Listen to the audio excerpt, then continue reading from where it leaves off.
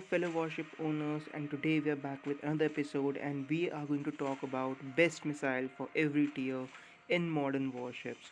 So, before we get started and analyze all the missiles we have for all the tiers, the formula that I have come up with calculates damage produced per second, which is basically the damage which is produced upon the reload time a missile takes into the rounds in one burst. So this gives us the damage which one missile produces over the course of its reload time, and this gives us a value which we can compare for all the missiles to get the best missile for every tier. So let's get started. Let's enter the equipment shop and go through tier 1 first, and then moving forward with tier 2 and tier 3. Guys, so starting with tier 1, we have 6 missiles in tier 1, which means we have 6 different options for missiles on tier 1 ship.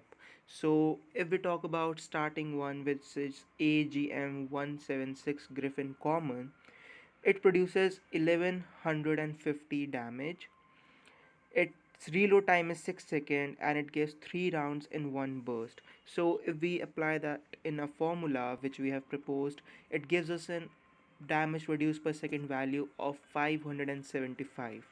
Now if we do that for all the other missiles, all the other 5 missiles we have over here, we get certain values, and we can see that actually the AGM 176 Griffin Common has the least amount of damage reduced per second. So what that means is that if you're waiting for like 9 seconds for your missile to reload, then for a standard time of 9 seconds, AGM 176 Griffin Common will produce the least damage, and the best damage produced is 3M54 caliber Common.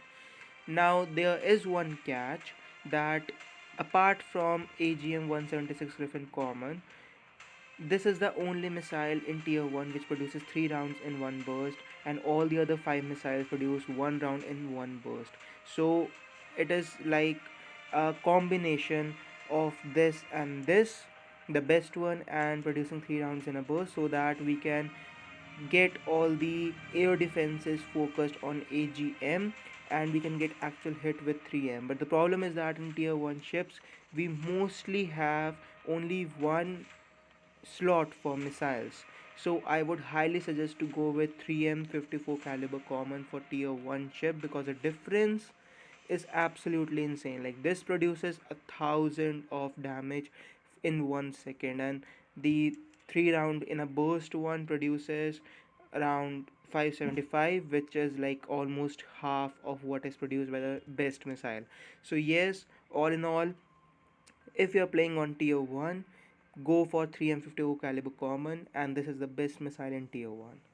Alright guys, so moving on to tier 2, we have something interesting going on in tier 2. We have 8 missiles total in tier 2, and if we calculate damage produced per second for all the 8 missiles, we come up with certain values, and we see that CJ20 is producing 1550 of damage per second, and we have the topmost ranked missile as SSM 700K C star, which is producing 1555.56, which is a slightly higher value than CJ20. So we have two missiles. Now if you follow the series, you know that I am still going with CJ20 and not SSM 700K C star. The reason is pretty simple. In this formula we only include the damage, the reload time, and then the rounds per attack. We do not include the other factors like speed, durability, range, rate of fire, or target acquisition time. Now if we bring those factors into consideration for CJ20 and SSM, we'll see that the speed one goes to SSM, no doubt, because it has higher speed, but the durability, range, target acquisition time, and reload goes to CJ20. Now when the enemy hides behind the mountains, when the radar no longer works, these parameters like range, target acquisition time, reload, they come into play.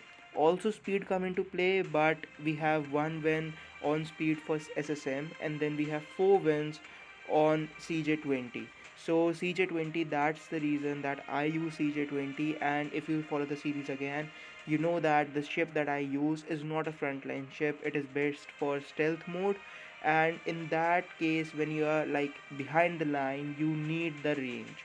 So 10 kilometers range, I know that I even shoot missiles at around like 9 kilometers, 8 plus kilometers easily. So for me, that is a well and good investment. CJ20. CJ20, go ahead with CJ20, no doubt. If you are on tier 2, install this item in your warship, and I am sure that you'll see the difference in the performance.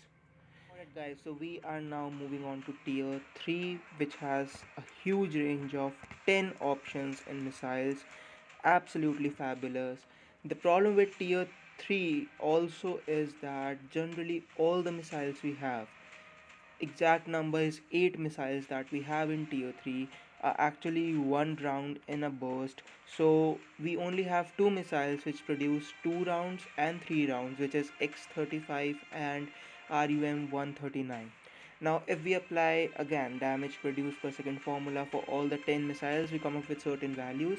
We'll see that P700 Granite is the best damage producing per second missile out there, absolutely killing the values. Almost 1000 difference between the first and the second value. To be exact, it's like 895 difference, but it is absolute beast. So go ahead with P700 Granite. Now when we play on tier 3, there are air defenses also that come into picture. Now what that happens is that if we fire like 4 of P700 grenade missiles, there is a good chance that 2 or 3 of them will be destroyed by air defenses. So we'll be getting only one hit of 45,000, which is fair enough.